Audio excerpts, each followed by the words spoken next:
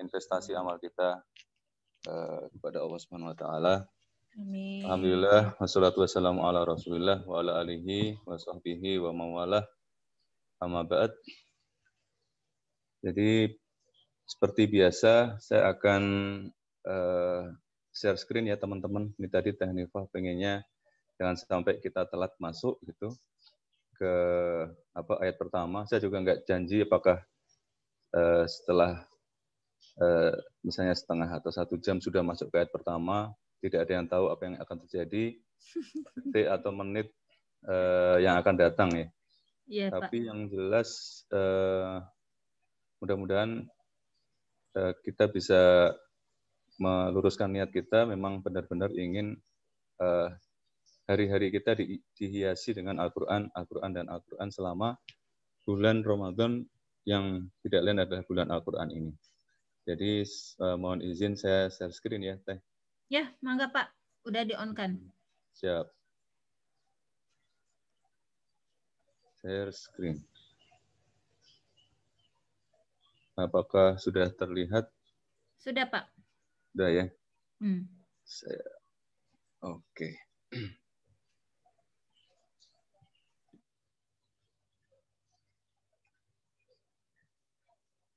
Ini yang terlihat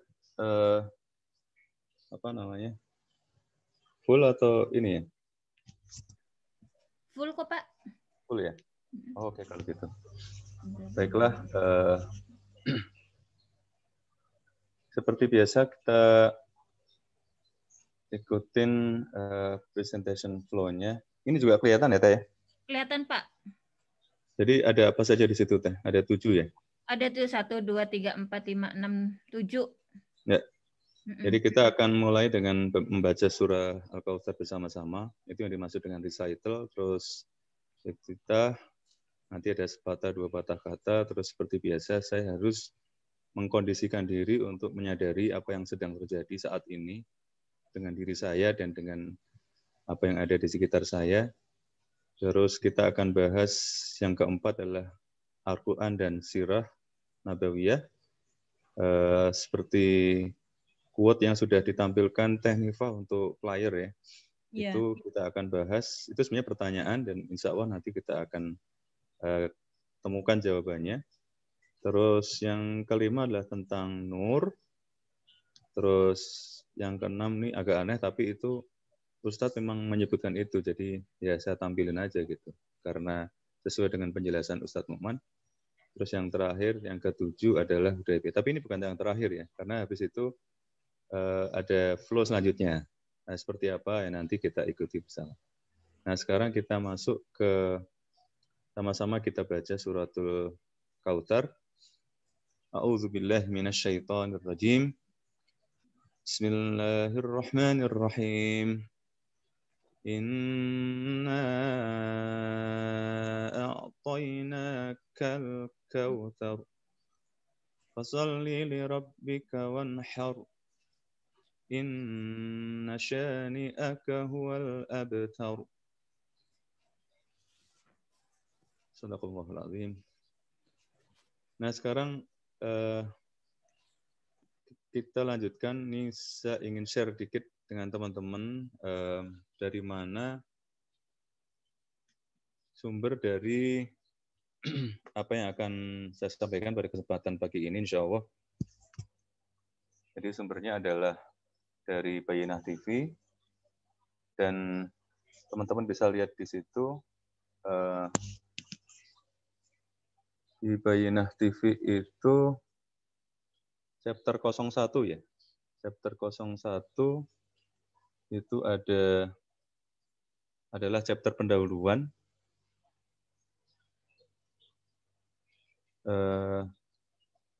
Terus lalu ada chapter 02. Nah ini yang chapter 02 itulah yang nanti dagingnya ya dari surah Al-Kautsar. Jadi ini adalah referensi utama yang digunakan. Tentu saja ada referensi yang lain. Jadi ada 2 chapter di situ. Lalu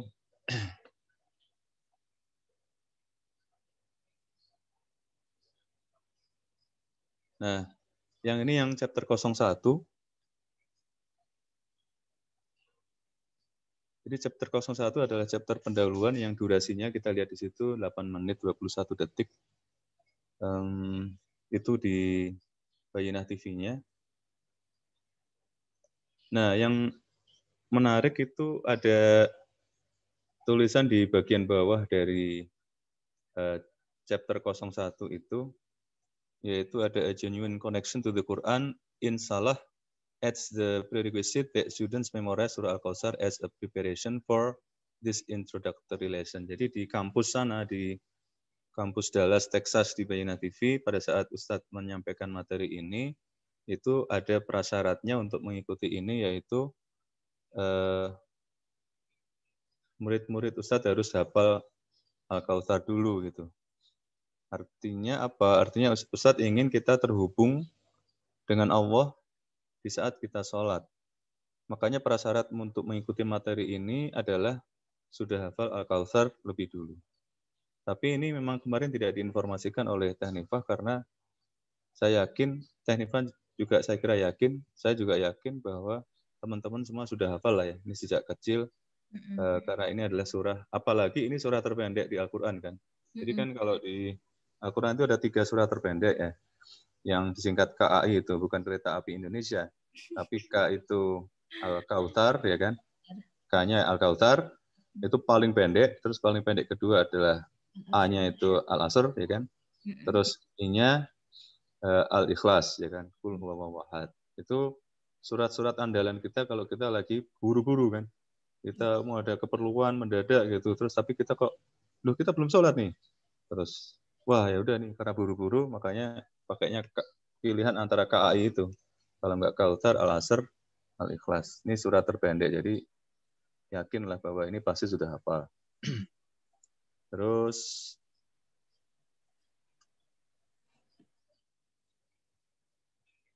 tadi ya. Bagian tadi sudah ya. Nah sekarang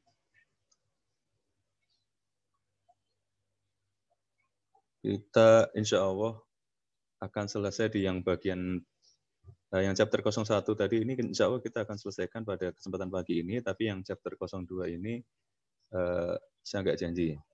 Kita lihat saja nanti seperti apa.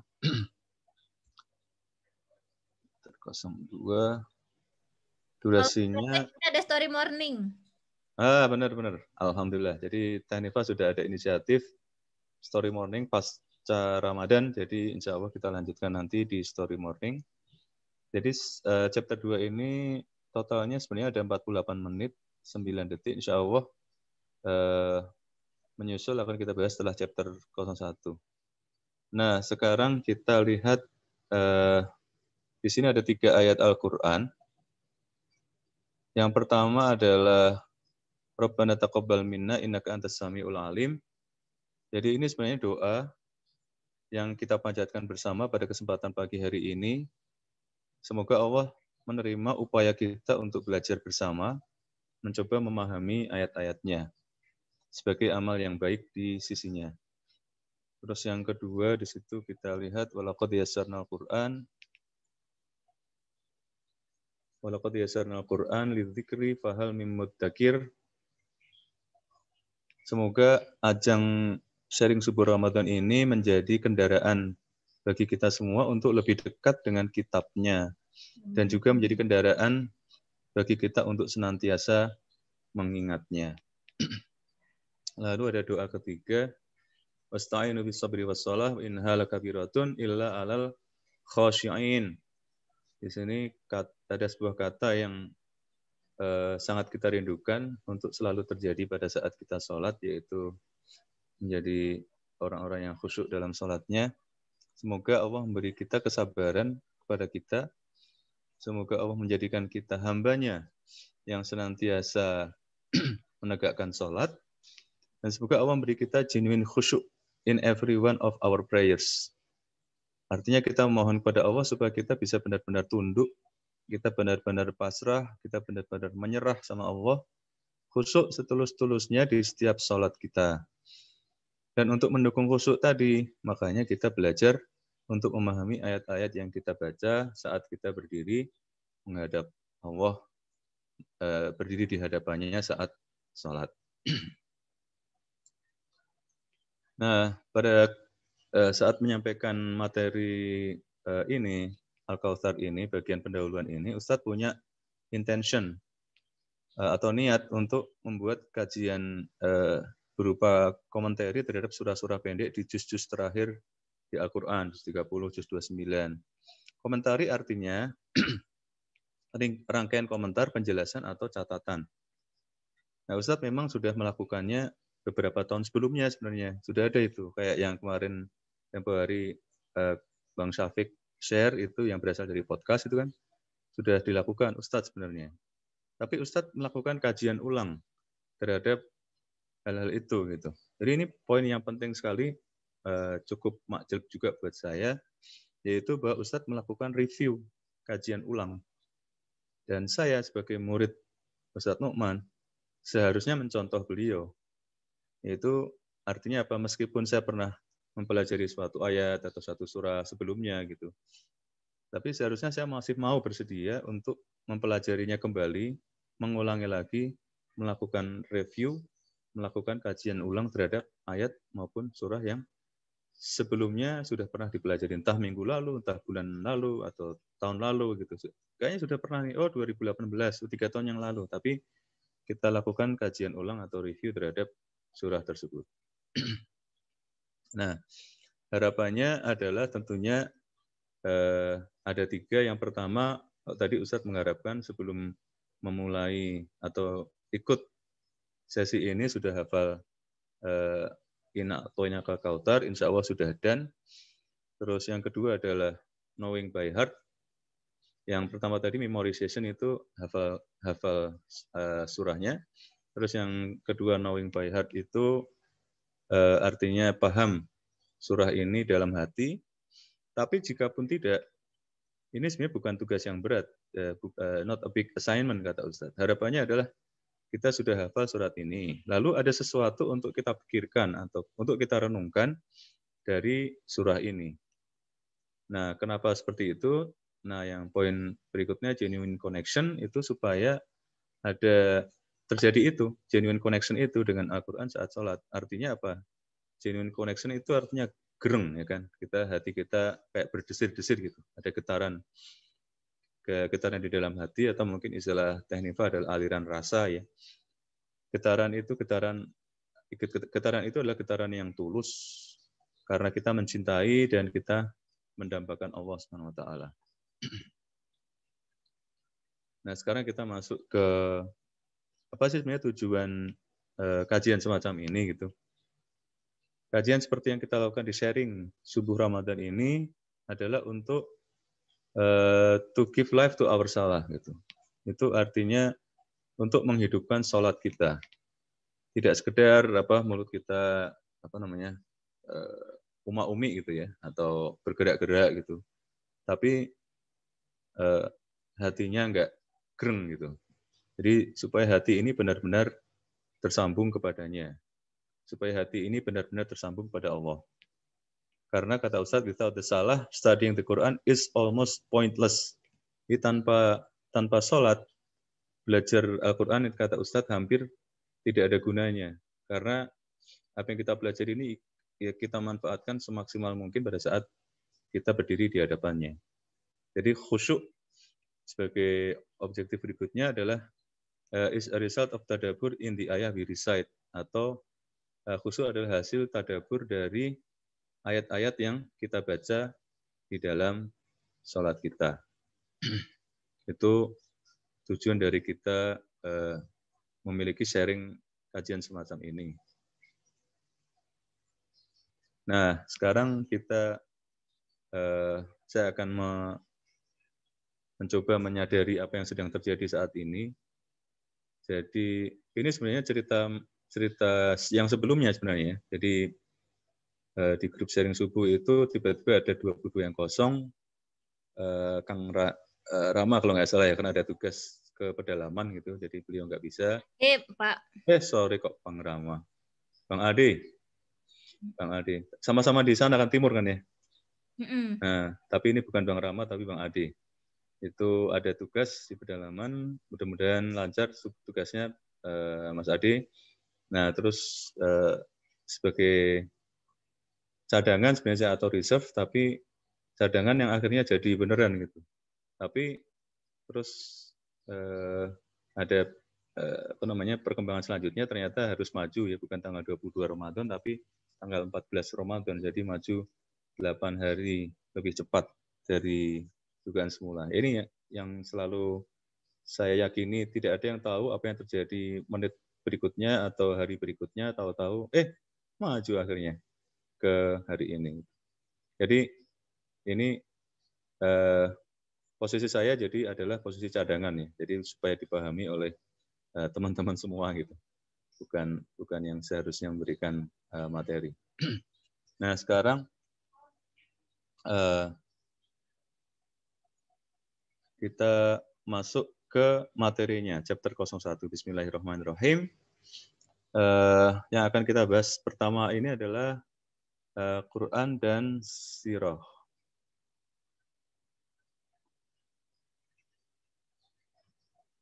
Nah, Quran itu harus dipelajari secara terhubung dengan sirah. Yang dimaksud sirah di sini adalah sirah nabawiyah dari Rasulullah SAW. Cara lain untuk memandang sirah adalah yaitu perjalanan hidup Rasulullah SAW itu sendiri, yang tidak lain itu sebenarnya adalah cerita tentang Al-Quran. Jadi kisah keseharian Rasulullah SAW sebenarnya adalah cerita atau kisah tentang Al-Quran. Jadi sirah itu menurut Ustadz adalah sejarah Al-Quran sebenarnya. Surah juga bercerita tentang bagaimana Al-Quran itu diturunkan. Dan sirah juga berisi kisah tentang bagaimana Al-Quran itu disampaikan. Jadi disampaikan dari Jibril alaihissalam kepada Rasulullah SAW, terus disampaikan dari Rasulullah SAW kepada umatnya.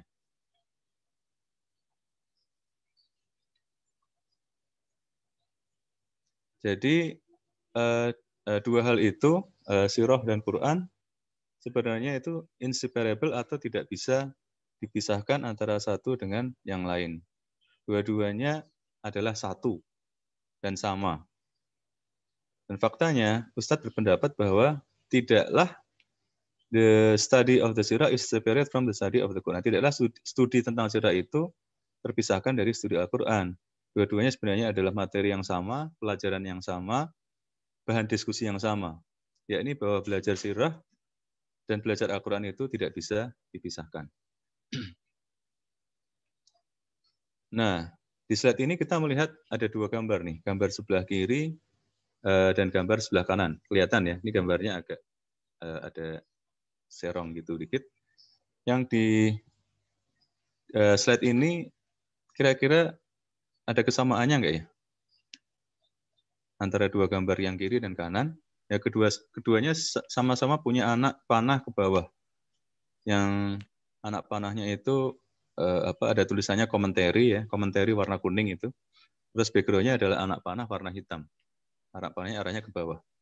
Itu sama-sama ada tulisannya komentari warna kuning, sama-sama punya dua anak panah ke bawah warna hitam. Itu kesamaannya. Terus perbedaannya apa antara dua gambar yang kiri dan kanan itu?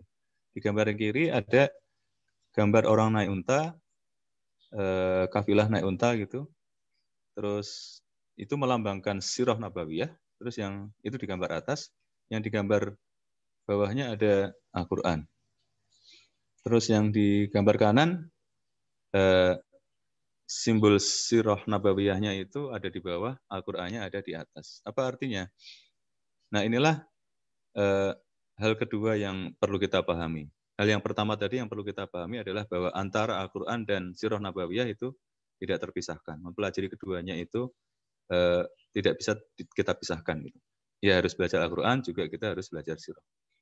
Itu hal yang pertama. Nah hal yang kedua yang perlu kita pahami adalah yakni seringkali kita memandang sirah nabawiyah sebagai komentari terhadap Al-Quran. Itu adalah gambar yang kiri. Jadi kita mempelajari kejadian-kejadian dalam kehidupan Rasulullah SAW. Lalu kita berharap supaya kita memahami secara lebih baik ayat-ayat Al-Quran sebagai hasil dari studi sirah nabawiyah itu. Nah, meskipun itu benar, jadi itu nggak salah juga gitu. Tapi menurut Ustadz akan lebih tepat untuk dikatakan bahwa Al-Quran adalah komentari terhadap kehidupan Rasulullah SAW. Jadi itulah yang kanan. Bukan kehidupan Rasulullah adalah komentari terhadap Al-Quran, tapi justru sebaliknya. Jadi ini adalah gambar yang sebelah kanan. Nah, pertanyaannya, mengapa kok bisa begitu? Walaupun gambar yang kiri tidak salah, tapi mengapa kok gambar yang kanan itu dianggap lebih tepat gitu? Nah, jawabannya ada di slide selanjutnya di unit kelima, yaitu tentang nur. Disinilah jawabannya kita dapatkan, yaitu sebuah kata dalam bahasa Arab yang saya yakin teman-teman juga sudah tahu apa arti nur itu. Dan teman-teman juga sudah tahu mengapa jawaban dari pertanyaan tadi, mengapa kok gambar yang kanan itu dianggap lebih tepat dari gambar yang kiri, atau Al-Quran adalah sebagai komentari terhadap sirah nabawiyah, yaitu juga saya yakin teman-teman sudah tahu kenapa jawaban dari pertanyaan tadi adalah nur.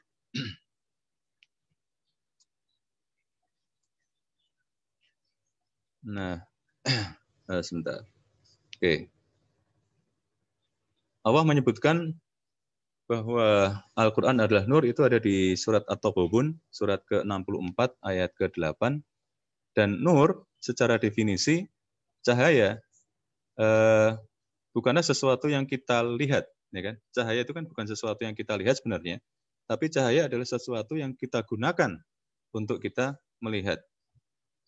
Tanpa nur kita ini buta. Tapi dengan nur kita bisa melihat. Tanpa nur, kita tidak bisa melihat sesuatu dan kita tidak tahu apa yang ada di depan kita. Misalnya sekarang ini tiba-tiba dicabut nur gitu kan. Nah, laptop ini nggak kelihatan gitu. Mouse yang saya pegang karena saya dekat dengan mouse dan tangan saya memegang mouse, tahu kalau masih ada mouse. Tapi saya nggak bisa melihat mouse itu seperti apa. Karena nggak ada cahaya, nggak ada nur. Kita nggak sadar apa yang ada di depan kita. Benda-benda apa saja yang ada di depan kita. Tanpa nur kita tidak bisa melihat sesuatu dan kita juga tidak tahu apa yang ada di depan kita. Ketika nur atau cahaya itu datang, maka kita sadar apa yang tampak di depan kita semuanya.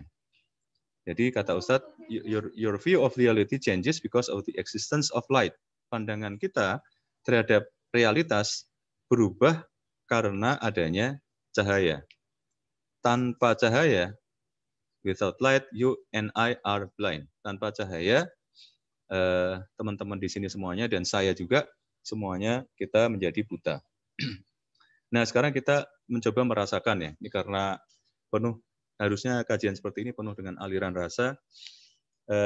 Gimana sih rasanya hidup tanpa cahaya itu? Nah, sekarang mari kita coba membayangkan diri kita sedang memainkan sebuah peran. Kita sebagai aktor atau aktris yang sedang memainkan sebuah peran. Peran apa? Ya ini peran untuk menjadi seorang yang bernama Yusuf Osman. Nah, sekarang kita coba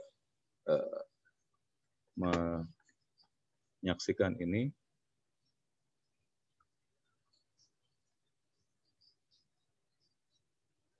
The cane may come in various lengths, be made of different materials, and put together in different ways.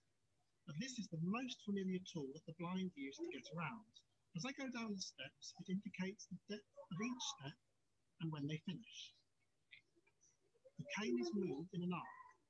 It is always positioned on the opposite side to whichever foot is moving. This means that I know before I move that there's nothing in the way. The cane has struck an object.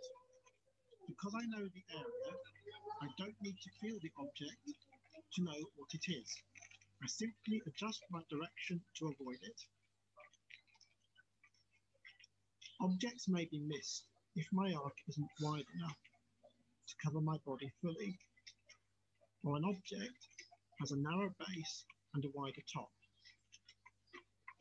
And this is how I find out what an object is.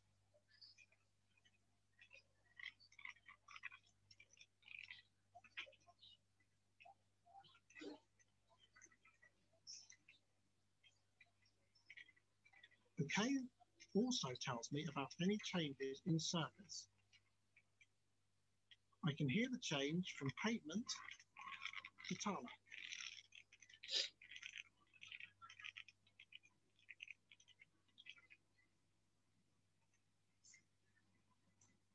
And the bumps here indicate a crossing point.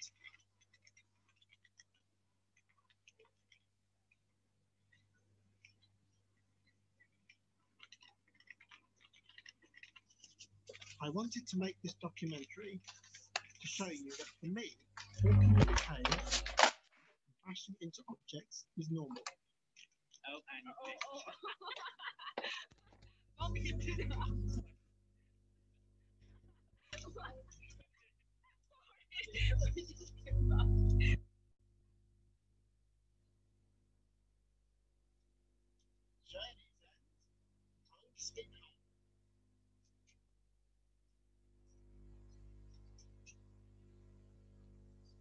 Ya, journey sudah berakhir, terus home sweet home ya, nyampe rumah lagi. Mas Yusuf Osman. Nah, teman-teman, kenapa ditampilkan video ini? Karena ini menurut saya luar biasa. Jadi bagaimana kita memperlakukan Al-Quran itu sebagai cahaya itu mirip dengan ketika kita melihat Yusuf Osman tadi gitu. Jadi kalau kita memperlakukan Al-Quran ini sebagai cahaya kehidupan kita, berarti ya artinya kita seperti halnya kita bisa melihat semua yang kita bisa lihat sekarang ini. Gitu.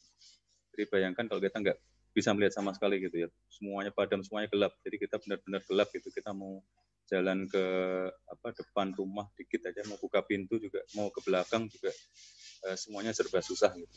Jadi perumpamaan cahaya ini benar-benar luar biasa menurut saya, sehingga mudah-mudahan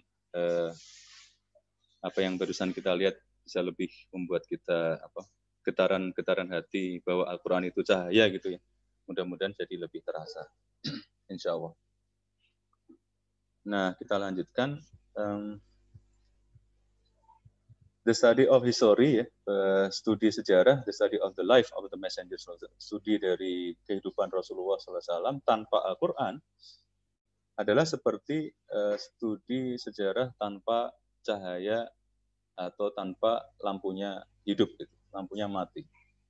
Jadi belajar sejarah memang seharusnya ya harus dibarengi dengan belajar Al-Quran. Jadi sebenarnya Al-Quranlah yang memberikan cahaya. Jadi cahaya yang tepat dari Al-Quran itulah yang akan memaknai sirah. Jadi ini adalah jawaban dari pertanyaan yang ada di flyernya Technify. Tapi dua-duanya nggak salah ya. Artinya yang lebih tepat menurut Ustadz Oman, dan saya setuju dengan beliau, yaitu Al-Quranlah yang memaknai sirah nabawiyah. Nah, sekarang kita sampai pada kesimpulan. Jadi ini adalah mempelajari ini merupakan sebuah konsep yang penting. Konsep ini sepertinya adalah sebuah hal yang sederhana gitu.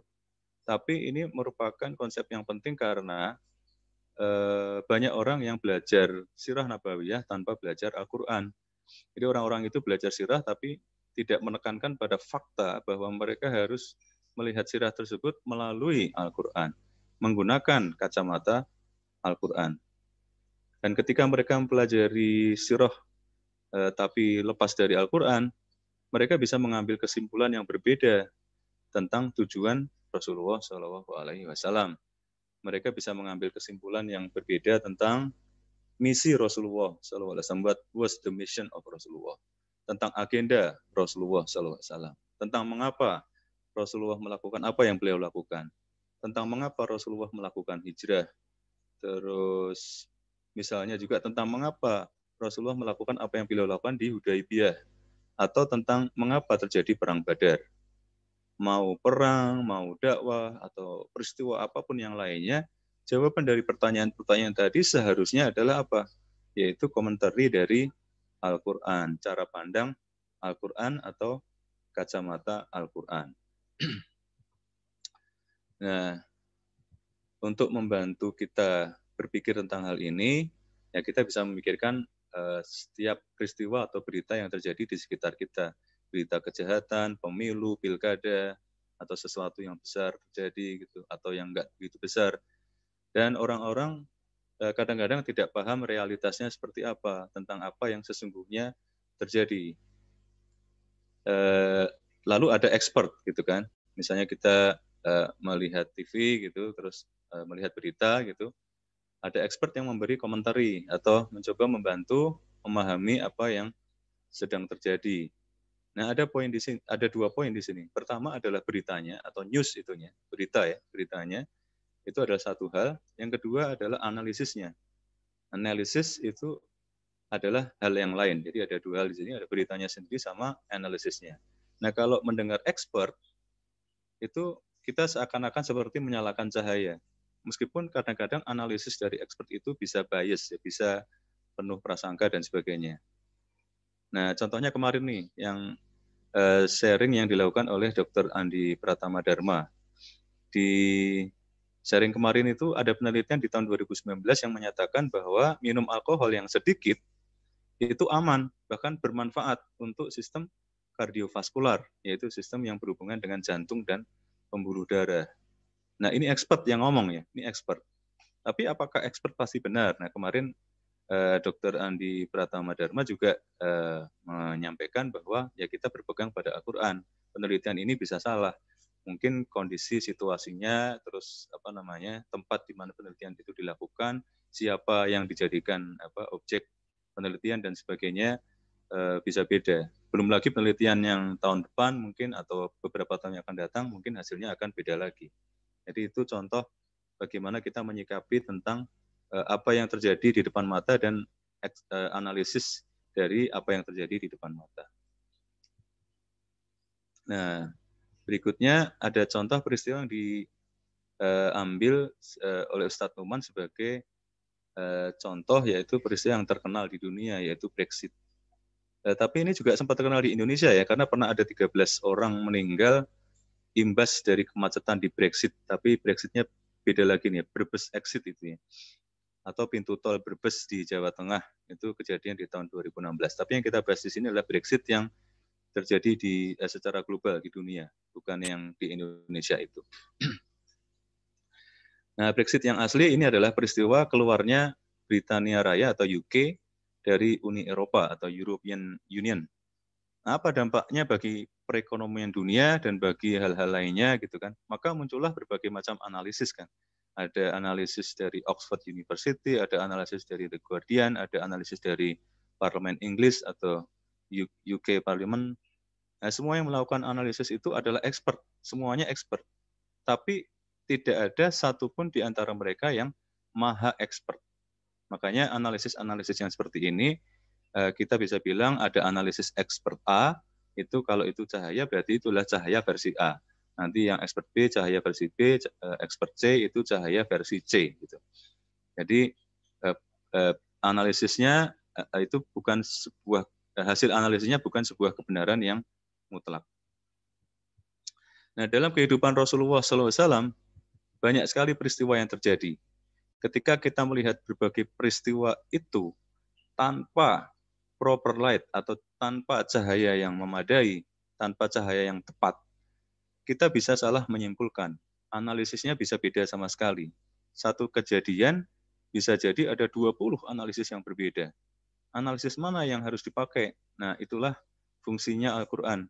Itulah mengapa Al-Quran disebut sebagai cahaya. Bukan hanya Al-Quran itu adalah guidance, pedoman, petunjuk. Ya memang benar, Al-Quran adalah guidance, pedoman, petunjuk. Tapi Al-Quran juga membantu kita memahami semua realitasnya. Jadi apa sih yang sesungguhnya terjadi di balik peristiwa-peristiwa itu? Kita melihatnya dari kacamata Al-Quran. Nah, sekarang ada contoh berikutnya. Kalau yang contoh tadi adalah di Brexit. Nah, sekarang contoh yang diambil adalah Hudaybiyah. Jadi contoh yang dari Al-Quran. Nah, contoh ini ada hubungannya dengan suratul Fath. Surat Fath itu turun di akhir perjanjian Hudaybiyah.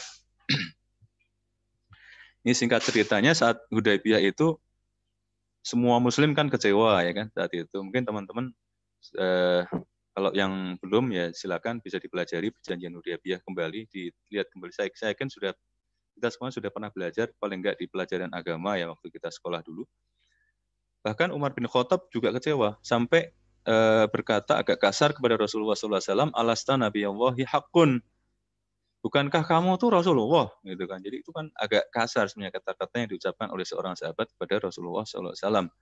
Dan seperti biasa ketika Umar agak lepas kontrol, itu ada sahabat yang lain yang sudah siap untuk meredam Umar bin Khattab, ya kan? Siapakah dia? Kita semuanya sudah tahu, yaitu sahabat yang lemah lembut, yaitu Abu Bakar As-Siddiq. Tapi Abu Bakar, walaupun waktu itu sedang bersama dengan Umar bin Khattab, Abu Bakar tidak menyetop Umar bin Khattab. Jadi Abu Bakar radhiyallahu anhu itu diam aja gitu. Tidak membantu Umar untuk bisa meredam atau meredakan atau cooling down gitu ya. Tidak seperti itu. Jadi Abu Bakar juga upset. Beliau sendiri radhiyallahu anhu juga kecewa. Kita ini dihina ya Rasulullah. Mengapa penghinaan ini kita terima begitu saja? Kita ini benar ya Rasulullah. Mereka yang salah. Mengapa justru kita yang harus menerima perjanjian seperti ini gitu. Itu Sirah Nabawiyah bilangnya seperti itu gitu kan. Kenyataannya yang tampak di depan mata seperti itu. Itu belum kita lihat dari kacamata Al-Qur'an ya kan. Itu baru peristiwa yang terjadi yang membuat Rasulullah jadi seperti nggak dihargai oleh para sahabat. Nah, sekarang tidak ada, kita sudah tahu tidak ada yang paham para sahabat itu apa yang sesungguhnya terjadi. Al-Qur'anlah yang memberikan cahaya, yang menjelaskan tentang apa yang sesungguhnya terjadi. Maka turunlah ayat ini, Inna fatahna laka fatham mubina. Jadi we have given you clear victory, kata Allah. Gitu kan, kami telah memberimu kemenangan yang nyata. Apa yang baru saja terjadi itu sebenarnya adalah kemenangan. Nah, 1 detik sebelum ayat ini turun, apa yang ada di benak kaum muslimin para sahabat saat itu? Kekalahan, penghinaan, ya kan? Tapi 1 detik kemudian, pada saat ayat ini turun, Allah bilang apa? Allah bilang bahwa ini semuanya adalah sebenarnya fatham mubina, kemenangan yang nyata, clear victory. Jadi ini adalah kacamata cara pandang Al-Quran terhadap sebuah peristiwa. Nah, sebenarnya ada juga pembahasan yang lebih mendalam tentang peristiwa Hudaybiyah ini, yang ini kalau mau dibahas harus ada sesi tersendiri nih, karena pembahasannya akan panjang. Tapi ini adalah summary aja, singkat cerita, apa yang terjadi adalah kekesalan, kekecewaan kaum muslim saat itu, para sahabat gitu. Jadi tidak menghargai Rasulullah. Untuk pertama kalinya Rasulullah itu biasanya sami'na wa atona, apa-apa cepat gitu, semua langsung siap Rasulullah gitu kan, siap action gitu. Tapi di peristiwa ini benar-benar kayak Rasulullah kayak seakan-akan seperti kehilangan pengikutnya. Nah, baru setelah Al-Qur'an turun, semuanya tahu bahwa ini adalah sebuah kemenangan yang nyata. Nah, apa yang kita pelajari dari sini? Artinya saat Allah memberikan nur pada sebuah kejadian atau peristiwa, dan hanya Allah memang yang dapat memberikan cahaya atas sebuah kejadian, maka cara pandang manusia akan berubah. Tanpa nur, manusia tidak bisa melihat apa maksud Allah. Bahkan para sahabat waktu itu juga tidak berhasil memahami apa maksud Allah. Ini adalah sudut pandang yang harus kita pahami sebelum kita memulai studi Al-Kautsar. Karena di surah ini juga ada insiden. Insiden itu akan coba kita pahami menggunakan cahaya Al-Quran. Insiden itu akan coba kita pahami dari kacamata Al-Quran. Jadi ini adalah bagian pendahuluan dari chapter 01. Jadi alhamdulillah kita sudah menyelesaikan chapter 01 dan insya Allah kita akan siap-siap untuk memasuk ke chapter 02. Jadi kita tahu bahwa di di Al-Quran itu ada 114 surah, dan kita tahu bahwa surah yang sedang kita pelajari ini, Al-Kautsar, adalah surah yang ke-108. Jadi surah Al-Kautsar ini termasuk ke dalam 10 surah terakhir di dalam Al-Quran. Nah, sebelum kita lanjut ke bagian selanjutnya, mungkin ini dulu, saya kembalikan dulu ke Teh Nifah atau Kang Demsi. Mas Demsi udah siap belum ya? Udah ready belum ya? Coba saya cek lagi. Mas Demsi sudah hadir belum? Iya, Teh. Assalamualaikum. Oke, sok Mas. Waalaikumsalam warahmatullahi wabarakatuh. Oke, mangga Mas Demsi dipandu untuk sharingnya. Oh iya.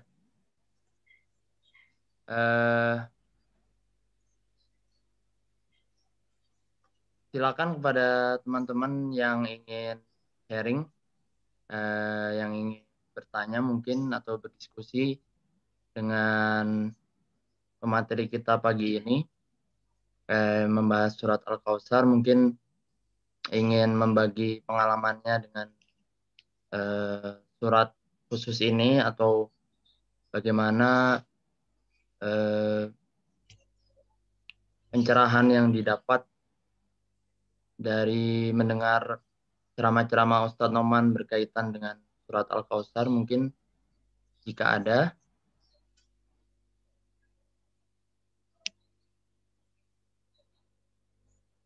Kalau belum ada, mungkin bisa dilanjutkan kembali ya, Pak Heru. Oke, siap. Terima kasih Kang Demsi.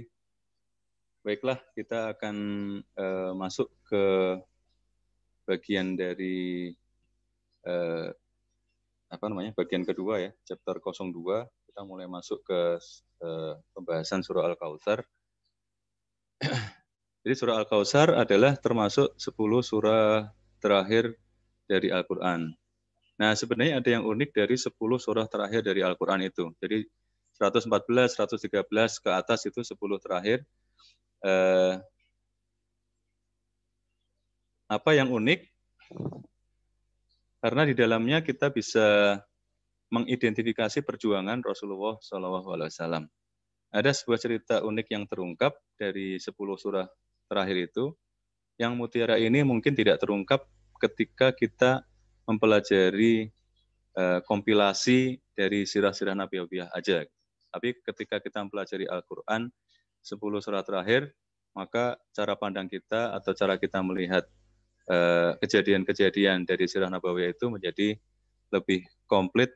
Ada kejadian-kejadian unik yang jadi terungkap gitu. Oh, ini sebenarnya begini, ini sebenarnya begitu.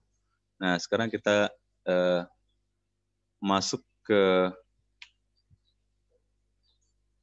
ini ada 10 surah yang terakhir tadi. Al-Quran punya kisah yang spesial tentang perjuangan Rasulullah SAW. Kisah itu ada di berbagai tempat di Al-Quran, tentu saja di hampir keseluruhan Al-Quran ya. Tapi yang paling menarik adalah kisah yang ada di 10 surah terakhir di Al-Quran. Nah, urutan surah-surah tersebut adalah ringkasan yang sangat bagus yang meringkas keseluruhan perjuangan Rasulullah SAW. Di satu sisi, yang mengikat 10 surah terakhir tadi menjadi satu adalah warisan atau peninggalan Nabi Ibrahim alaihissalam. Nah, ini yang butuh penjelasan yang sangat panjang. Dan ini saya tidak yakin kita akan selesai membahas ini, tapi kita coba aja kita mulai, karena langkah lari maraton juga mulai dengan langkah pertama. Nah, Nabi Ibrahim alaihissalam, kita sudah tahu, beliau tentu saja adalah seorang Rasul yang meletakkan fondasi Ka'bah dan meninggikannya. Itu kejadiannya ribuan tahun sebelum Rasulullah SAW. Bahkan ketika kota di mana Ka'bah didirikan itu juga belum, kata Ustadz, belum inhabited ya, alias belum berpenghuni. Jadi Ka'bah sudah didirikan, jadi benar-benar luar biasa visioner Nabi Ibrahim alaihissalam.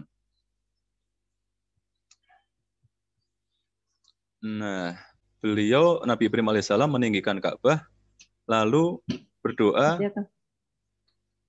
Rabbana taqabbal minna. Ya kan, kita juga sudah hafal doa ini. Rabbana taqabbal minna innaka antas samiul alim. Ini juga doa yang kita baca tadi pada saat awal kajian. Ya Rabb kami, terimalah amal dari kami. Sungguh Engkaulah yang Maha mendengar dan Maha mengetahui. Nah, saat itu Nabi Ibrahim alaihissalam berdoa seperti itu bersama beliau. Rabbana taqabbal minna innaka antas samiul alim, itu berdoanya bareng sama putra beliau yaitu Nabi Ismail alaihissalam. Nabi Ibrahim alaihissalam juga punya putra yang lain yakni Ishak alaihissalam. Tapi saat itu yang ada baru Ismail alaihissalam. Jadi Ishak alaihissalam belum ada. Dari situ, ketika Nabi Ibrahim itu berdoa, Rabbana taqabbal minna, terus habis itu Nabi Ibrahim juga berdoa seperti yang kelihatan di slide kita sekarang. Rabbana wa ba'ats fihim rasulam minhum.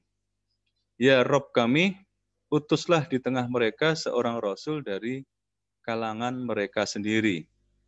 Jadi terus terang saat saya mempelajari ini rasanya juga ingin meleleh gitu mendengar doa ini, karena Nabi Ibrahim alaihissalam luar biasa sekali, sangat-sangat visioner. Beliau bisa membayangkan jauh-jauh hari ya, yang waktu itu penduduk di kota itu juga belum inhabited gitu, belum ada penduduknya. Terus akhirnya kemudian selang beberapa lama setelah itu doa beliau juga akhirnya dikabulkan oleh Allah.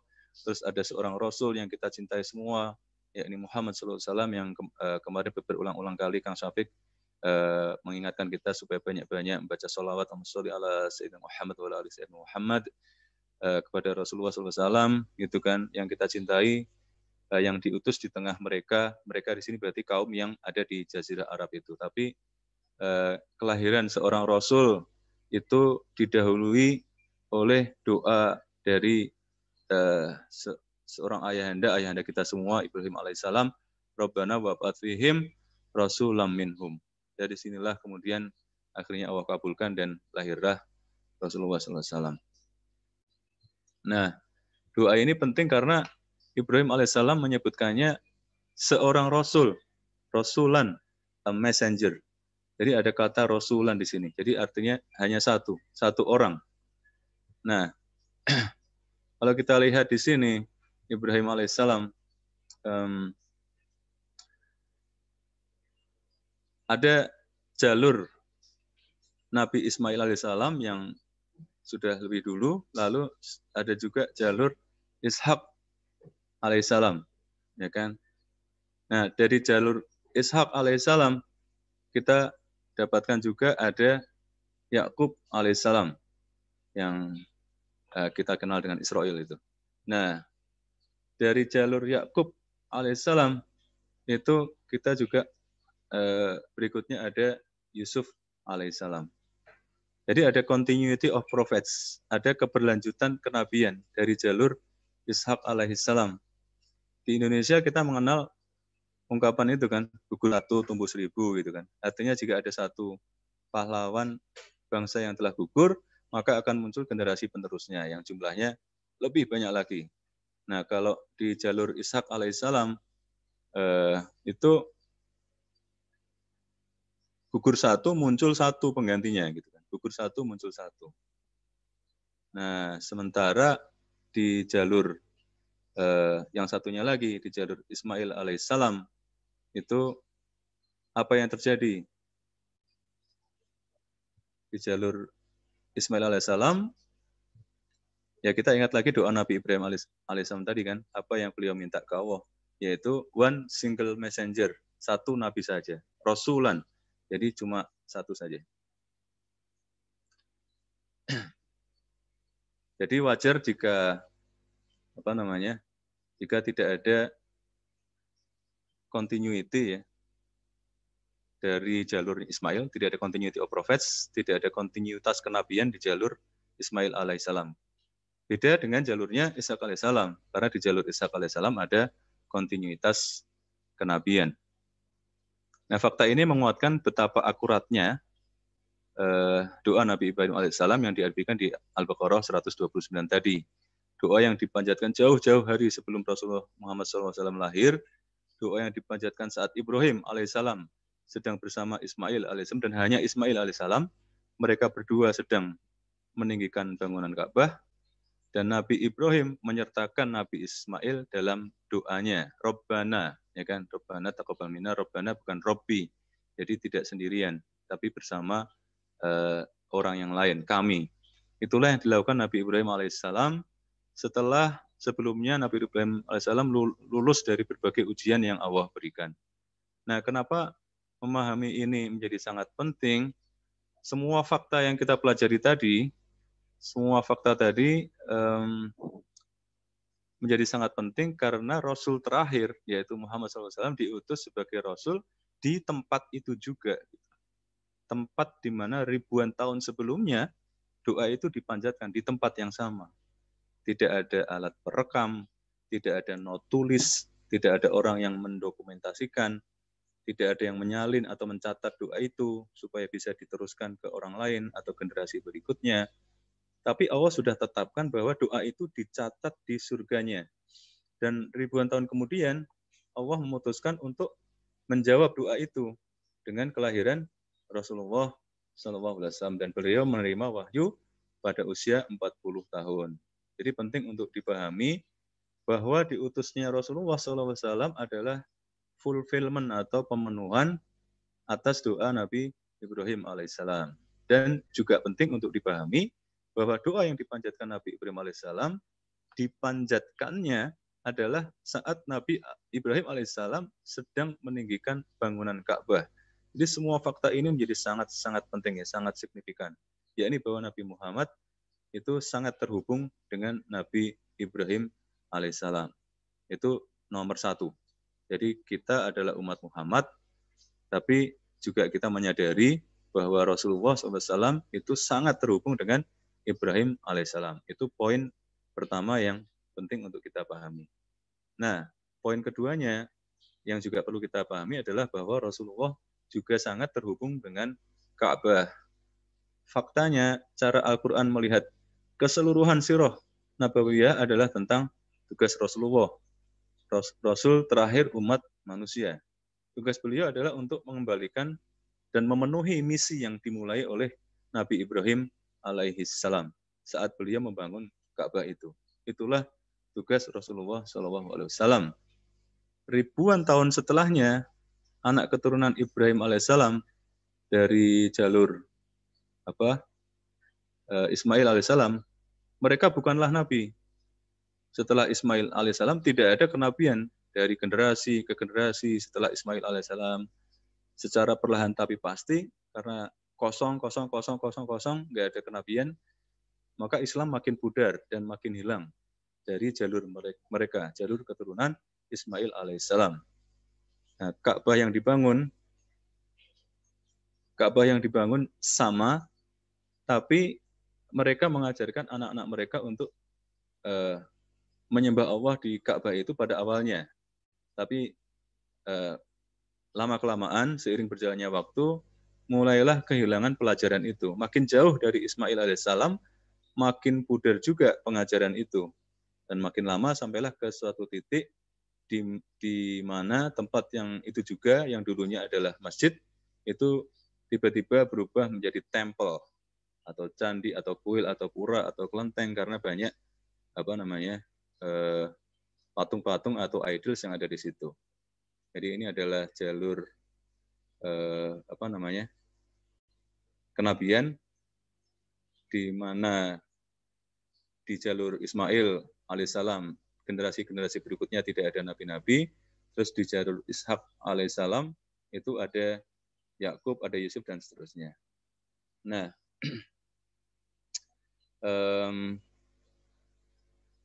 bangunan Ka'bah itu yang dulunya adalah rumah Allah, bangunan itu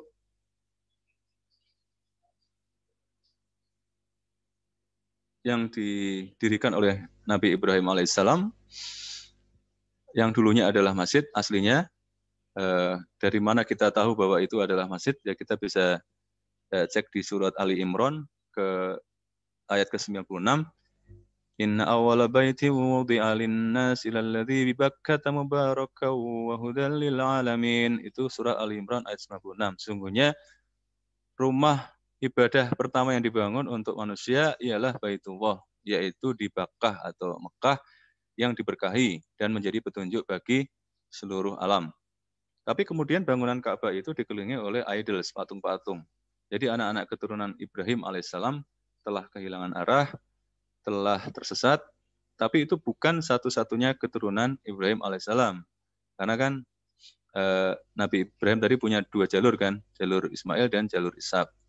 Dari Ishak Yakub, Yakub Yusuf, atau kalau ayahnya Yusuf berarti Yakub itu terkenal dengan Israel, maka anak keturunan Yakub berarti adalah anak keturunan Israel, itu Bani Israel.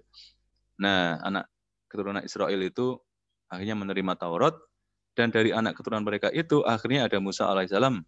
Ya, Musa alaihissalam inilah yang menerima Taurat, tapi setelah itu juga ada anak keturunan yang lainnya yang akhirnya menerima kitab Injil.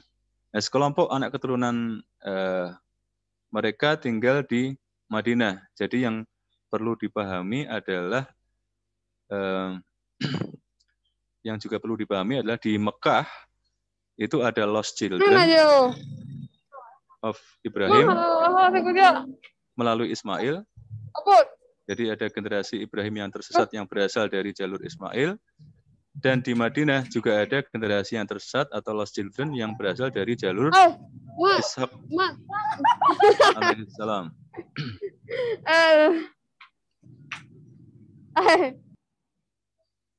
Dan dua-duanya itu tersesat ya karena jauhnya karena sudah berjarak dengan Nabi Ismail alaihissalam. Jadi semuanya kini tersesat sudah gitu. Ada lost children, ada lost generation. Ini dia lost children-nya ini atau lost generation.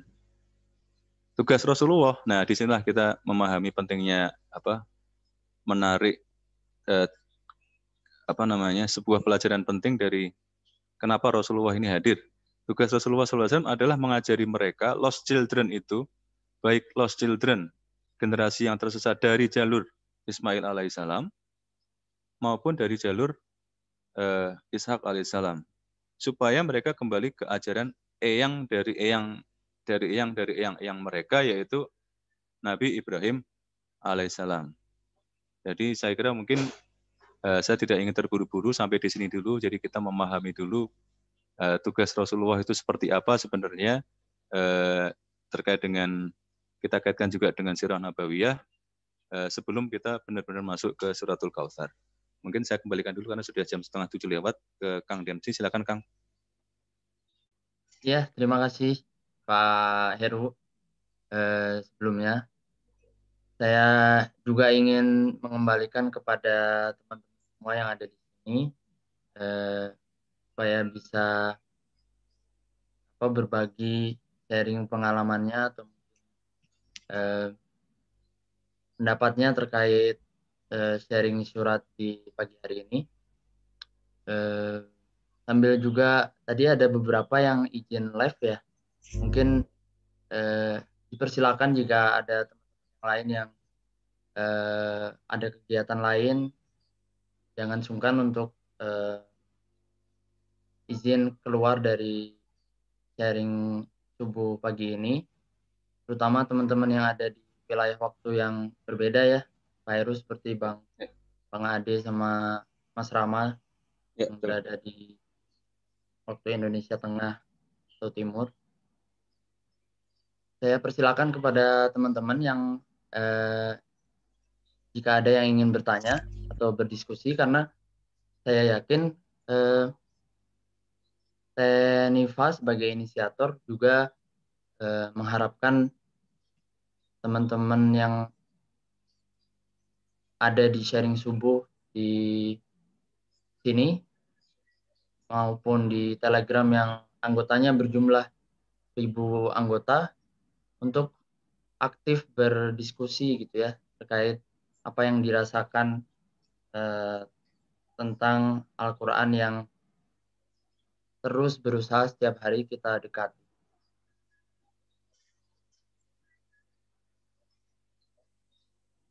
Oke, sebelum berlanjut lagi, ini ada dari Mbak Siti Badriah lagi, Pak Heru. Pak, apakah dengan doanya Nabi Ibrahim Rasulan, seorang nabi, apakah maksud doa Nabi Ibrahim untuk Rasul terakhir lahir di situ? Saya baru ngeh kalau datangnya Rasul berkat manifestasi doa seorang kakek buyut ribuan tahun. La haula wala quwata illa billah.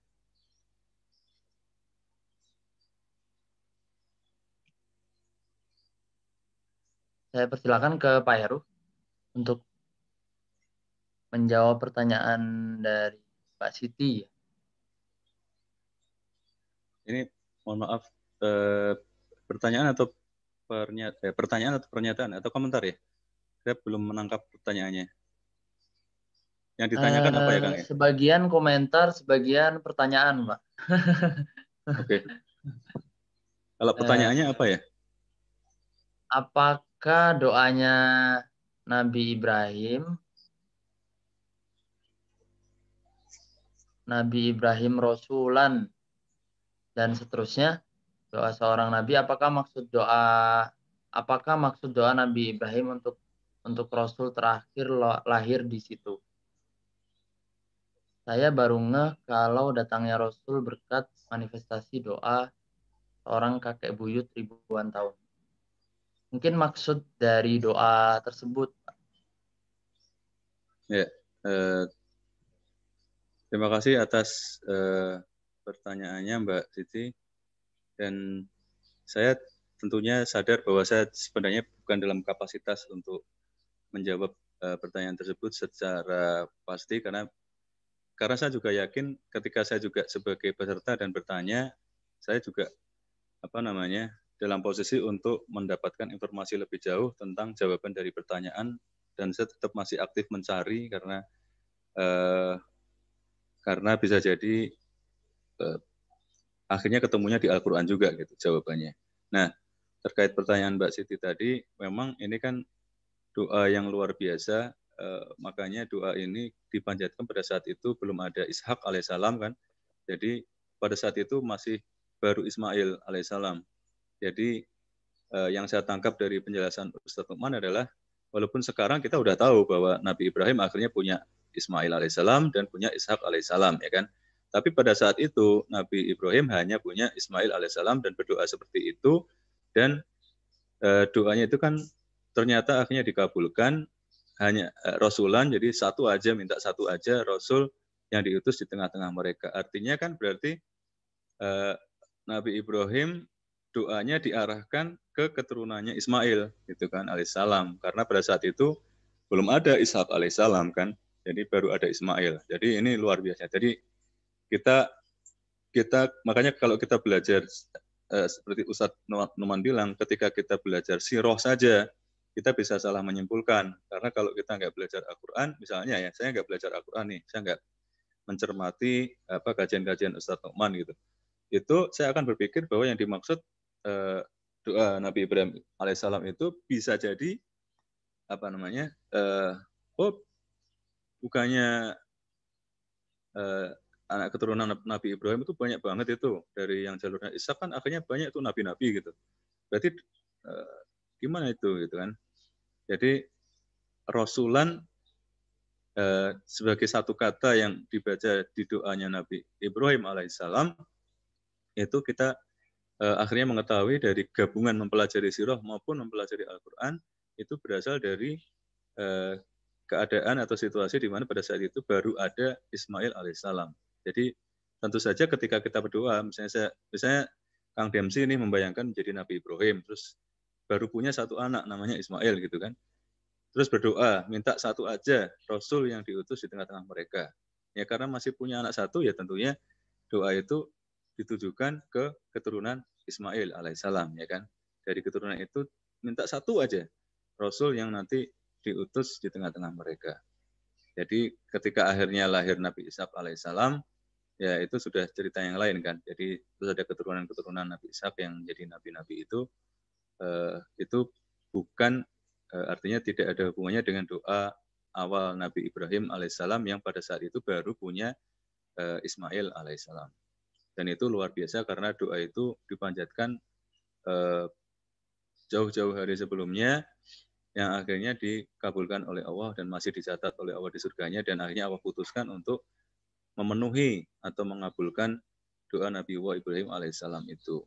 Dan ini juga sebagai satu pelajarannya juga sangat luar biasa kan, dari doa itu saja seorang Nabi Ibrahim yang pengorbanannya luar biasa, yang perjuangannya luar biasa yang kita saksikan. Nanti ketika kita insya Allah di story morning yang akan datang, mudah-mudahan kita dipanjangkan umurnya oleh Allah SWT untuk ketemu lagi, itu kita akan pelajari betapa kehidupan Nabi Ibrahim alaihissalam itu penuh dengan apa yang disebutkan di suratul Kautsar, inna a'tainakal kautsar fasholli lirabbika wanhar inna syani'aka huwal abtar. Jadi fasholli lirabbika wanhar, fasholli salat ya, salatlah, wanhar berkurbanlah. Jadi kehidupan Nabi Ibrahim itu ya isinya dua itu, yaitu salat dan berkurban, salat berkurban, salat berkurban. Ujian terus kan, ujian bermacam-macam ujian yang diterima oleh Nabi Ibrahim dan berhasil beliau lalui dengan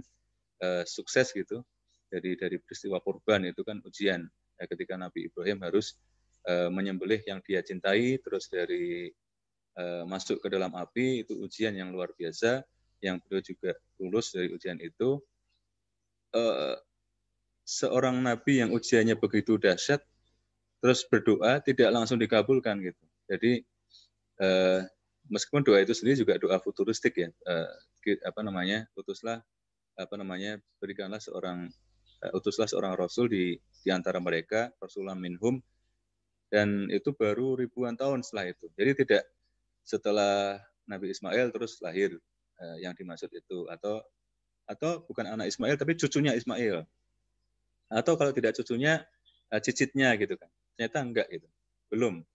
Jadi Allah masih sampai ribuan tahun lamanya baru doa itu dikabulkan dengan lahirnya Rasulullah Muhammad SAW. Saya kira itu aja yang bisa saya sampaikan untuk mengomentari atau untuk mencoba menjawab pertanyaan dari Mbak Siti Badriah. Saya kembalikan lagi ke Kang Demsi, Kang. Ya Pak Heru. Tadi sekaligus ada teaser ya Pak ya untuk story morning nanti ya Pak. Insya Allah, insya Allah. Sekaligus ada teasernya. Kemudian ini ada juga ini, kalau ini komentar Pak dari Mbak Trias Ningsi ya. Jazakallah khairan Pak Heru sharingnya mengenai perjanjian Hudaybiyah yang tadi disebut, betul sangat menarik Pak, karena berkaitan khususnya dengan dua surat, Al-Fat dan An-Nasr. Ada satu surat lagi setelah penaklukan Mekah, tapi saya lupa, kata beliau Pak. Banyak sekali yang dapat dipelajari, mungkin jika ada kesempatan bisa dibahas lebih mendalam.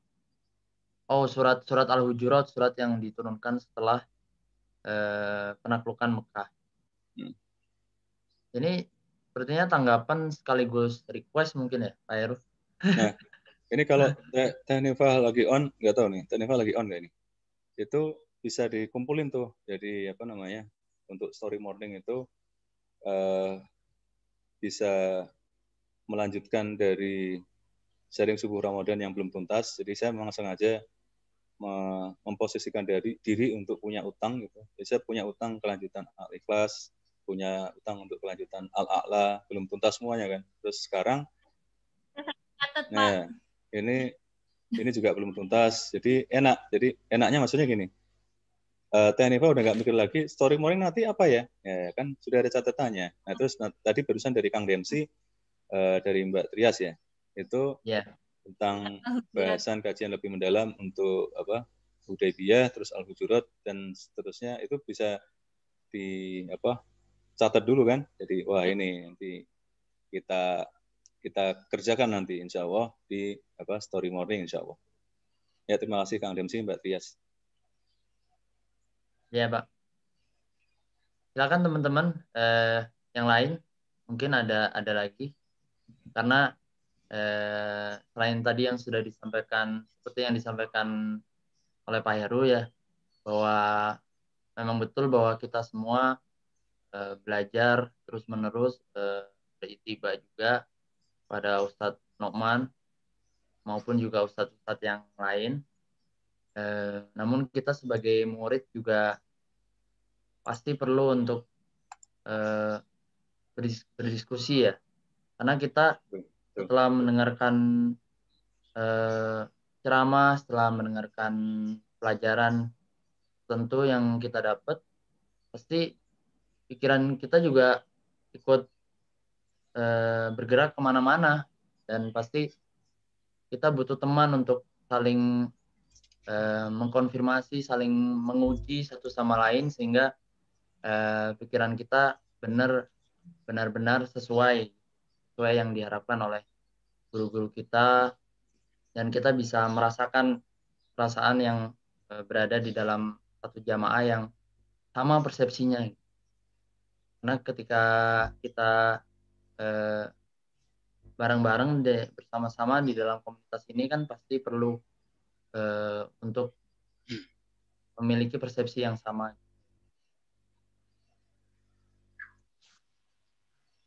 Apakah ada lagi dari teman-teman yang lain? Saya lihat di chat box belum ada ya? Belum ada, Mas. Iya. Dari yang aktif, mungkin ada yang sedang aktif di Zoom kali ini yang mau berkenan muncul suaranya untuk sharing pagi hari ini, atau menyampaikan unek-uneknya terkait selama ini yang didengarkan dari Ustadz Noman terutama. Ini ada dari Mbak Mia, izin sharing boleh Mbak, bisa kok dibuka mic-nya. Ya, Ya, silakan boleh Mbak Mia. Ya, mangga. Ya, assalamualaikum semua. Waalaikumsalam warahmatullahi wabarakatuh. Mungkin sedikit sharing Pak Heru dan semuanya berkaitan dengan ini nih, 2 jalur keturunan dari Nabi Ibrahim alaihissalam. Saya pernah dengar di salah satu YouTube-nya Ustadz Felix, nggak apa-apa ya? Nggak apa-apa. Ya, Jadi memang kalau yang saya tangkap sih, dengan adanya tadi ya keberlangsungan rasul-rasul dari arah nasabnya Nabi Ishak, itu sedikit banyak menimbulkan superiority gitu di kalangan terutama bangsa Yahudi, sehingga memang kedatangan Rasulullah waktu itu berhijrah ke Madinah itu yang memang sudah ada mungkin hasad ya dari penduduk Madinah yang memang kaum Yahudi ini. Kalau tidak salah, itu juga yang menjadi alasan mengapa pada akhirnya Allah memindahkan kiblat dari Masjidil Aqsa ke Masjidil Haram. Itu saat Rasulullah sedang di Masjid Kiblatain ya, kalau tidak salah Pak Heru. Jadi itu untuk membantah atau ya sedikit banyak membantah anggapan bahwa yang terbaik adalah keturunan dari Nabi Ishak atau kaum Yahudi ini. Sehingga akhirnya umat Islam memiliki kiblat yang baru, yaitu di Mekah Al-Mukarramah. Jadi memang menariknya, mungkin yang bisa kita ambil hikmahnya adalah bahwa satu, doa itu tadi ya dicatat di sisi Allah, dan ternyata terkabulnya itu tidak harus langsung gitu, jadi bisa melewati betul-betul puluhan tahun atau mungkin ratusan ribuan tahun kemudian. Jadi mungkin itu saja sih sedikit yang saya hubungkan dengan materi dari Ustadz yang lain, dari Ustadz Felix. Jadi memang akhirnya Yahudi ini sangat menyesal dan mempertanyakan mengapa Rasul yang terakhir tidak turun dari kaum mereka gitu, malah dari keturunannya Nabi Ismail alaihissalam. Mungkin itu aja Mbak Nifa. Sedikit sharing sih, saya teringat dengan kisah pemindahan kiblat. Kemudian menanggapi tadi yang di Hudaibiyah, memang betul kalau tidak salah turunnya surat Al-Fat itu untuk memberikan kabar gembira kepada para sahabat. Dan kalau saya tidak salah, akhirnya para sahabat yang awalnya menyaksikan ini berbaiat di bawah sebuah pohon bahwa akan berjanji setia dan tidak akan meragukan apapun yang disampaikan oleh Rasulullah. Dan kalau tidak salah, sekian banyak sahabat ini, 100 atau berapa ya, saya lupa, akhirnya menjadi orang-orang yang dijamin masuk surga gitu oleh Allah Subhanahu wa taala.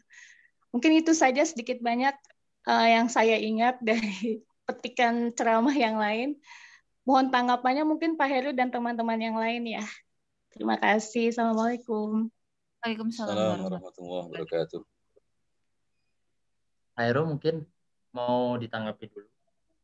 Nah, ini juga menarik ya, Tanifa. Bisa dicatat juga sebagai poin yang bisa kita bahas lebih dalam di insya Allah story morning terkait pemindahan kiblat yang tadi disampaikan. Ini juga dibahas kalau tidak salah di Perluk di Al-Baqarah yang tepat di juz 2 itu kan, saya qulu sufaha minan nasi ma wallahum an qiblatihim allati kanu 'alaiha qulillahil masyriqu wal maghrib yahdi man yasha'u ila siratal mustaqim. Itu berkisar tentang pemindahan kiblat itu luar biasa penjelasan Ustaz Numan terkait itu, sampai ada lucu-lucunya juga gitu kan, karena dikiranya mereka jadi pada saat itu sholat menghadap Masjid Aqsa itu mereka seakan-akan wah kita masih agama yang satu. Ya benar, karena memang berasal dari Nabi Ibrahim alaihissalam gitu kan. Begitu kiblatnya pindah, mereka jadi bertanya-tanya, terus mereka jadi protes gitu ya kepada Rasulullah SAW. Nah harusnya kan nggak perlu protes gitu. Kalau kamu mau punya agama sendiri ya udah gitu, ngapain gitu. Jadi seakan-akan mereka mengakui bahwa mereka itu sebenarnya ngelirik Rasulullah. Mereka sebenarnya ingin jadi sebenarnya dalam hati mereka itu ada ya sekecil apapun ada iman gitu kan. Cuman akhirnya ketutup oleh tadi yang barusan disebutkan siapa tadi, Mira ya? Iya. Nah itu barusan disebutkan ada kayak, jadi kalau anaknya Nabi lagi, waduh perlu banget ini jalur yang satu ini, bahwa memang generasi hebat ini, generasi yang selalu menjadi Nabi gitu kan. Terus kok tahu-tahu ada muncul yang ini gitu. Padahal ini sebenarnya kalau mereka tidak melupakan silsilah ya satu saja, sebenarnya mereka berasal dari keturunan Nabi Ibrahim, kakek moyang yang sama gitu kan. Tapi mereka kan nggak bisa melihat itu karena mereka ya pertama mungkin juga hidayah belum datang pada mereka. Terus mereka yang tadi itu disebutkan Teh Mira itu kalau sudah biasa kita penuh dengan Nabi, kenapa enggak Nabinya diturunkan di jalur kita juga gitu kan. Jadi itu yang akhirnya menjadikan mereka di kajian yang lain juga ada tuh, kajian yang lain sebenarnya mereka sama Allah nggak ada masalah gitu. Yang masalah ya karena ada orang satu itu menurut mereka ya, yang bernama Muhammad ini. Mereka kan ngomongnya gitu, kita kan Shallallahu Alaihi Wasallam gitu, Rasulullah gitu. Kalau mereka kan ya kayak gitu. Manggilnya juga kalau nggak menghormati ya manggilnya dengan seenaknya gitu, memanggil nama tanpa penghormatan. Itu saking mereka ingin membanggakan generasi mereka, terah mereka ya, keturunan mereka. Nah, ini juga sebenarnya kalau kita membahas seperti ini, kita saling sangkut, saling ya ada hujurat, ada al-fat, terus tadi Al-Baqarah yang juz 2 tadi, saya qulu sufaha minan nas al-ayah.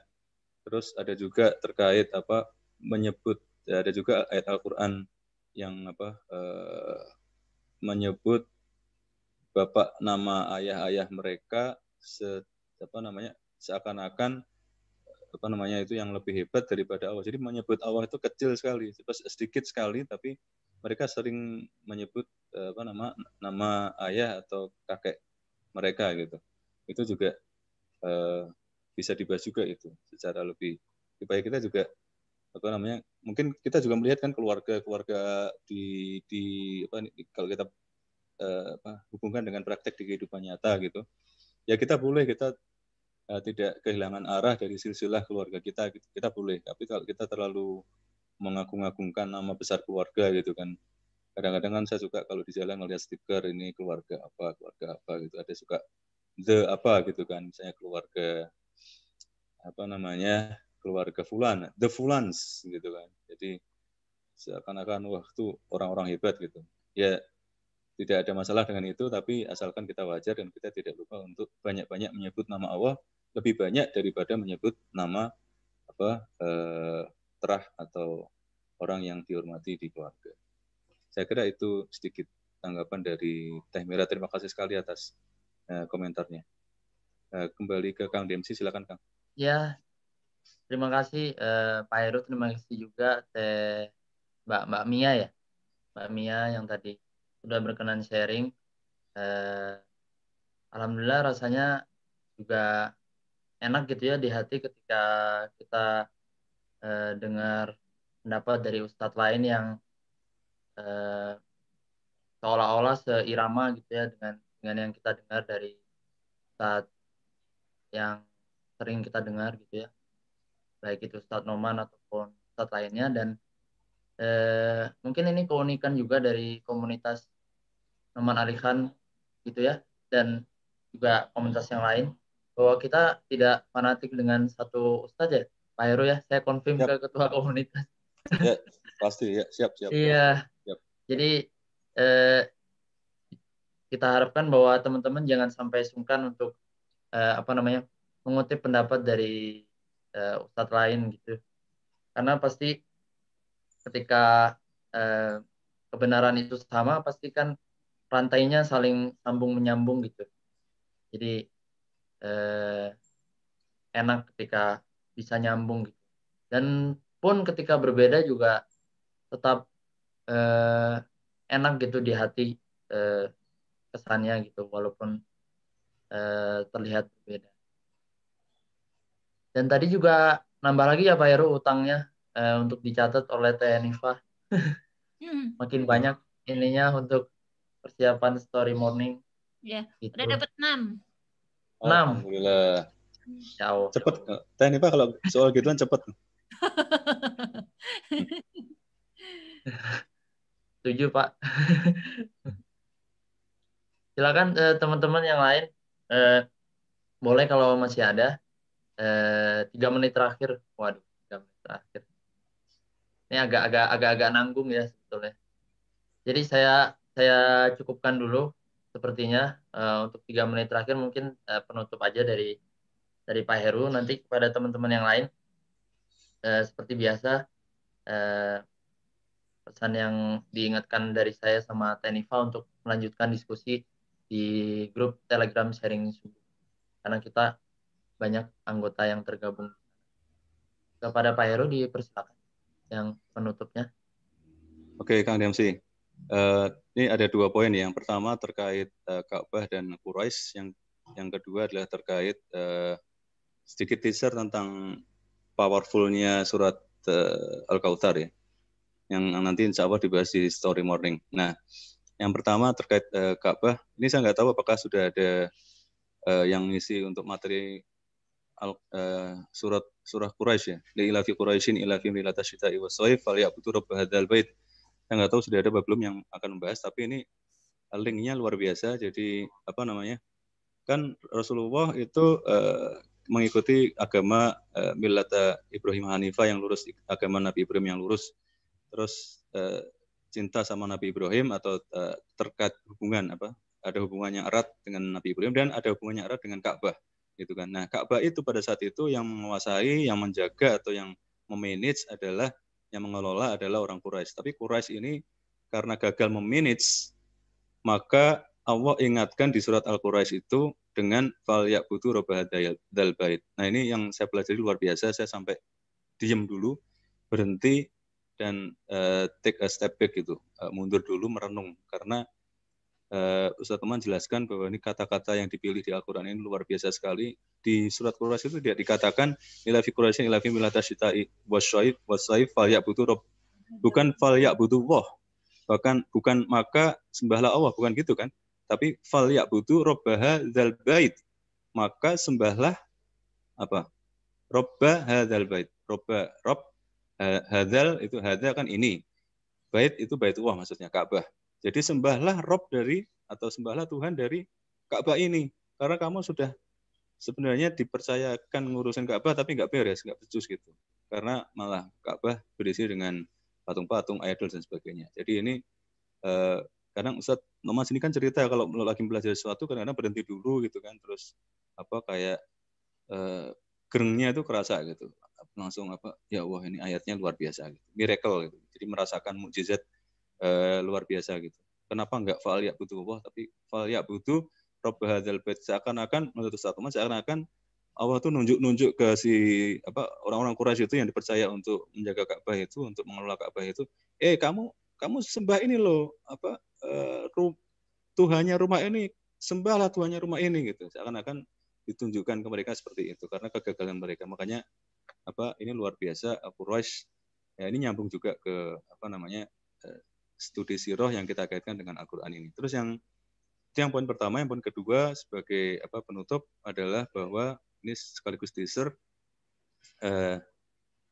Inna a'tainakal kautsar itu kan peristiwanya banyak ini ya, banyak riwayat gitu, banyak riwayat. Salah satu yang menurut Ustaz cukup kuat dan ingin dikedepankan adalah saat itu ketika putra beliau wafat, namanya juga Ibrahim. Jadi ini nyambung dengan pembahasan kita bahwa ini semuanya kita apa namanya Ibrahim gitu kan, jalurnya ke arah jalur Ibrahim. Nah, putra beliau Ibrahim wafat, terus apa namanya Abu Lahab di sebelah paman beliau sendiri itu apa namanya malah senang dengan berita kematian anaknya Batarah Muhammad, artinya tidak ada lagi generasi keturunan Muhammad yang akan mengeluhkan, akan menyebut-nyebut nama Muhammad itu. Dan ini sesuatu yang jahatnya luar biasa, apa namanya sudah kehilangan putra gitu kan. Terus ini tetangga sebelah rumah gitu. Dan itu juga pamannya sendiri dengan apa kesedihan kita terhadap putra kita yang meninggal itu, dia bukannya menengok terus takziah dan sebagainya, tapi malah apa namanya senang girang bukan main. Bahkan Ustadz Teman membandingkan dengan kalau di peperangan di dunia itu orang itu masih gentleman, ketika misalnya musuh itu anaknya meninggal, itu perangnya berhenti dulu gitu untuk menghormati apa peristiwa meninggalnya anak dari musuh gitu. Itu berhenti dulu perangnya karena saking ada penghormatan seperti itu. Baru setelah itu misalnya berhenti 3 hari, perangnya dilanjutin lagi nggak apa-apa gitu. Tapi poinnya adalah hormat dulu gitu dengan peristiwa kematian itu. Tapi ini enggak gitu. Rasulullah kehilangan anak terus malah di apa tetangga sebelahnya yang pamannya itu malah girang luar biasa gitu. Nah itu adalah contoh peristiwa yang apa namanya menurut Ustaz Teman bisa kita bandingkan apa yang kita alami gitu. Jadi apapun yang kita alami di hidup ini, ketika kita membaca Al-Kautsar dan mengingat peristiwa apa yang terjadi pada diri Rasulullah yang putranya wafat, bergabung, tapi malah pamannya di sebelah rumah itu tetangga sekaligus pamannya malah apa bergembira gitu dengan kematian putranya, itu kesedihannya kalau kita bayangkan itu luar biasa. Jadi tidak ada kesedihan atau tantangan, kesulitan yang kita hadapi di dunia ini yang akan melebihi kesulitan seperti itu. Makanya sebenarnya surat ini adalah surat yang sangat memotivasi untuk saya sendiri pribadi, untuk kita semuanya, untuk umat Islam semuanya juga, bahwa apapun yang kita hadapi, apapun kesulitan yang akan kita temui, tantangan-tantangan itu enggak ada apa-apanya dibandingkan dengan apa yang sudah pernah dialami oleh Rasulullah SAW. Jadi itu saja Kang Demsi, terima kasih atas kesempatannya dan terima kasih teman-teman semuanya. Teknifa juga jazakumullah khairan katsiran. Silakan Kang. Ya Pak Heru, terima kasih banyak. Jazakallah khairan Pak Heru Wibowo selaku ketua komunitas dan juga yang sudah berkenan sharing pagi ini. Jazakumullah khairan kepada teman-teman semua jamaah sharing subuh yang sudah berkenan gabung pagi hari ini. Kita tutup dengan bacaan Alhamdulillahirabbil alamin.